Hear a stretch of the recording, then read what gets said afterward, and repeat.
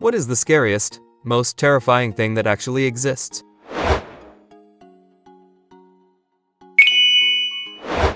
Dementia with Lewy bodies. Your brain basically loses its ability to experience joy and satisfaction because the dopamine receptors just shut down. Robin Williams' wife wrote quite the article after he passed away that was picked up by many scientific and medical journals. Normally they don't publish pieces like that, but it was so profound in describing both his and her experience with the disorder that it gave a great deal of insight into the emotional effect it had. It said about 60% of Robin's dopamine receptors had shut down. Dementia or insanity. Watching a loved one suffer as their mind betrays them is the worst thing I have ever experienced. Watched my grandma go through it.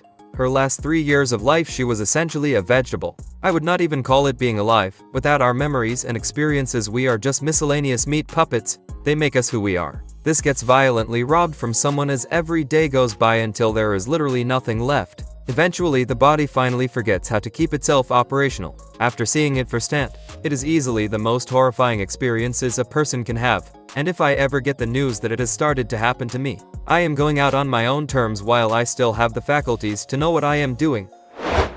VX nerve agent, used to assassinate Kim Jong-un's brother. 1 drop in your eye equals death in 90s, a drop on your skin equals death in 15 min. It's the deadliest toxin ever synthesized. The assassination was really bizarre too. Apparently the 2 women who did it were informed spraying the liquid on his face was a part of a prank show they would been convinced to take part in. And they had no idea it was poison, no idea if they were telling the truth, of course. Prions and prion disorders, misfolded proteins that clump together with your normal, working proteins, disrupting your body's ability to function. Big names include mad cow disease, Kuru, chronic wasting disease, Creutzfeldt-Jakob disease. All known prion diseases in mammals affect the structure of the brain or other neural tissue. All are progressive, have no known effective treatment, and are always fatal. Are resistant to denaturation by chemical and physical agents and cannot be destroyed by ordinary disinfection or cooking. Can confirm, my stepmother died from this disease 3 years ago. She developed the sporadic variant. Essentially, the proteins in her brain just decided to rebel against her one random day. She was normal at Christmas. By April she was gone. A middle school teacher of mine lost her husband to Creutzfeldt-Jakob. They had all eaten the same food over the prior year, including the wild venison that was suspected as the origin. Normal one day, starts to seem mildly off, then concerning enough for neurologist visits. I think she said it was about 4-6 weeks from suspicion to diagnosis, with a pretty rapid decline. Diagnosis to death was something like 3 months. I was a naive son of mad and psych doctors, and while that was a harsh introduction to what prions are. The Great Attractor. It's literally pulling millions of galaxies towards it, and we don't know why, including the Andromeda Galaxy. This thing makes some of the biggest black holes we have come across look microscopic, and some of the most aggressive exploding stars look like little fireworks. The water slowly rising in a toilet that may or may not be clogged on your first date. I was on a first date with this beautiful girl. We were back at her house and I had to go. I will save you the details. But I overflowed her toilet and experienced all 5 stages of grief over the space of 27 long minutes. First was denial, then came the anger, bargaining, a brief but hysterical depression followed by acceptance. Arguably, the hardest part was standing in my wet socks, a trail of soggy footprints in her carpet, while I admit my porcelain defeat and request the location of her mop. We have been married 2 years. Dang, I would have climbed out the window, but I am glad it worked out for the better. Have you ever been swimming and seen a fucking tiger shark? You are literally helpless. The shark decides if you get to live today or not. Yes, I know the attacks are rare and whatnot, but when I was watching that big bastard check me out, I was not thinking about the fucking stats. Nuclear weapons. I am 99% sure that I will never experience a nuclear war, mainly because nuclear war is an incredibly inefficient way to go to war in 2024. But 1% of me knows that it only takes one group to decide they want to watch the world literally burn down. The most terrifying part of it all is that one day we will cease to exist and no one will ever remember us. Even those that are famous on Earth are only famous here and typically for a short time. The top celebrities of even 50 years ago are unknown to most people living.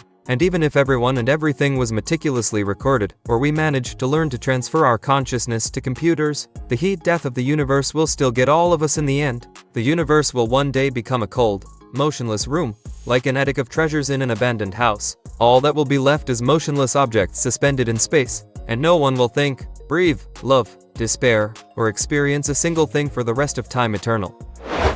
As a parent, nothing scared me as much as sudden infant death syndrome. The name alone is fucking brutal, thankful to never have experienced this.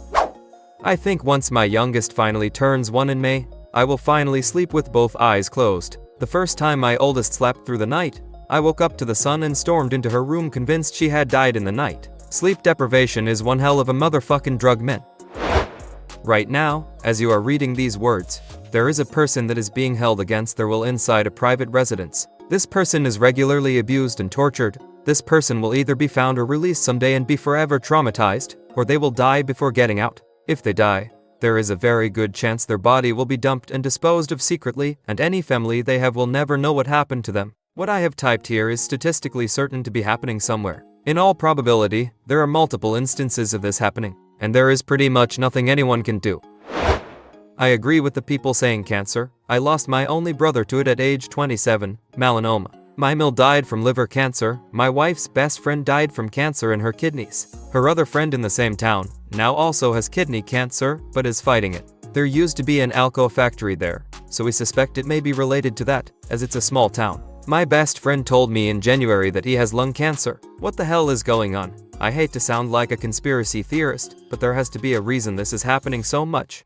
Edit. I completely forgot that one of my uncles died from prostate cancer last year. I make sure to get a prostate exam every year, as well as a colonoscopy every few years. There are a lot of other cancers that can kill you, but most of them don't really have a way to detect them before it's too late. Probably, to be honest, Snake Island. Me, personally, I am not afraid of snakes. I love them and want to work with them, but a literal island with a lighthouse on it, where a family once lived yet were killed just for accidentally leaving a window open, letting the island's inhabitants in.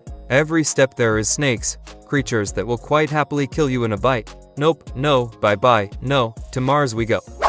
So I have a phobia, and I have never heard this story before. I will never sleep again, thank you.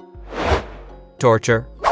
Years ago in college, I was watching a doc about American Pose during the Vietnam War. One of the interviewees casually said something to the effect of, "Very quickly you learn that something as benign or inanimate as a desk suddenly becomes a weapon. Your head is slammed into the corners, your fingers repeatedly slammed in drawers." That was the first time as an adult I understood the gravity of torture, and it stuck with me ever since. And in some experiences since then of minor sleep deprivation, dehydration or hunger, and I further see how little it can take to make a human's existence miserable. Humans, we do some heinous shit to each other. Uteruses can grow teeth. Strictly speaking, uteruses can grow entire humans. Honesty, our planet, the universe, it's so fucking scary. We are living here pretending that everything is alright. Shooting through space, not knowing where our destination is. Maybe it's because I have smoked too much weed, but bro, that shit crazy. If you think about it, what's the fuck are we doing here? I mean, okay, looking for a reason would drive you crazy. That's why people tell you, just live your life. How? How will you live a normal life if we don't even know what if this whole world thing is about? It's scary, terrifying. So yeah, basically I would say, the existence of humanity is the most terrifying thing. Would you feel better if God, aliens, the universe came down from the sky and told you your express purpose? What if you didn't like that purpose? What if your purpose here was ultra lame or ultra scary? Better to not know, not have one, and create your own purpose, in my opinion. Human trafficking. Fun fact, there are more slaves today than at any other point in human history. Getting arrested and sued for made up shit, going to jail for a few decades, and losing all of your money and freedom, it happens. The potential collapse of the electrical grid. People that think their religion makes them right. The groups of men who will follow the orders of the government to murder you, and the populace who will cheer them on if the target has different political opinions than them. The NASA and what Edward Snowden revealed happens behind the scenes, and how they are definitely still doing the same things, if not on a larger scale than ever before. The brutality Julian Assange showed the world through impeccable journalism. So the answer is, the US government. All governments, the US just has the money to pull it off. They are all shitty and need slapped down. The rise of fascism and totalitarianism throughout the world, and the rise of online misinformation. It's insane that half of America not only agrees with Vladimir Putin, they are hoping he succeeds in his war on Ukraine. He will not stop at Ukraine, he will take over Europe if he is allowed, and then there won't be any freedoms to protect. It's Nazism version to zero. It's scary to watch. The US was so anti-Russia and now half are pro, because of so much online misinformation, questionable news networks, Russian bots and a family getting rich off selling US secrets to Saudis and Russia. You think there would be protests in the streets, but nope, let's obsess over someone's laptop. Watching my 15-year-old fall apart is up there. She was been doing so well, straight A student, accomplished dancer. There is no pressure from us. She was enjoying life. Over a year ago she developed an eating disorder. Since then, whilst we have stabilized that, her mental health is collapsing. We are doing what we can, with help, but it's not enough. The spark has gone, and we don't know why. Psychopath leaders of nations and corporations who care nothing for humanity, empathy, or general advancement of our species. These are the people who start wars, prevent research, and generally make life hell for as many people as possible so they can get more money or power.